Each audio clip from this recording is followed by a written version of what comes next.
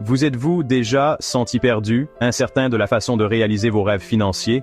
Beaucoup de gens ont des difficultés financières, cherchant la stabilité et l'abondance. La réponse ne réside pas dans des solutions matérielles, mais dans la main guidante de Dieu. Lorsque nous alignons nos cœurs avec son dessein, il promet de nous bénir dans tous les domaines de la vie, y compris nos finances. Voici Sarah, une mère célibataire qui a du mal à joindre les deux bouts. Elle travaillait sans relâche pour subvenir aux besoins de ses deux jeunes enfants, mais les factures s'accumulaient et son rêve de posséder une maison semblait impossible.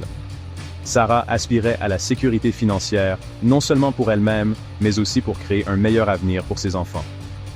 Un dimanche, Sarah a assisté à un service religieux où le pasteur a parlé de l'importance de la dîme et de la confiance en la providence divine. Inspirée, Sarah a décidé de mettre sa foi en action, même si cela signifiait sacrifier une partie de ses maigres revenus. Sarah a commencé à donner 10% de ses revenus à son église. Au début, cela ressemblait à un énorme acte de foi. Elle a traversé des moments de doute, se demandant si elle pouvait vraiment se le permettre. Mais Sarah a persévéré, priant pour la direction de Dieu, et confiant qu'il honorerait son engagement. Les semaines se sont transformées en mois, et Sarah a remarqué des changements petits mais significatifs. Elle a reçu des bénédictions financières inattendues, un remboursement d'impôts, une augmentation de salaire et des occasions de gagner un revenu supplémentaire. Son stress financier a commencé à s'atténuer et elle a ressenti un regain d'espoir.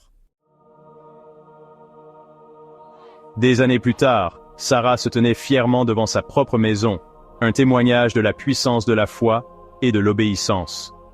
Son parcours lui a appris de précieuses leçons sur la gestion financière, l'importance de la générosité et la fidélité de Dieu.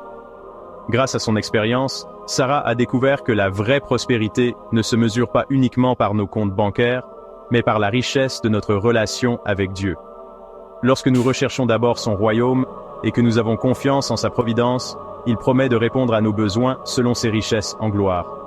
Êtes-vous prêt à entreprendre votre propre chemin vers la liberté financière?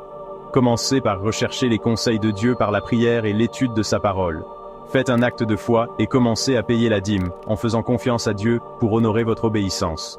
Enfin, partagez vos bénédictions avec les autres, car c'est en donnant que nous recevons vraiment.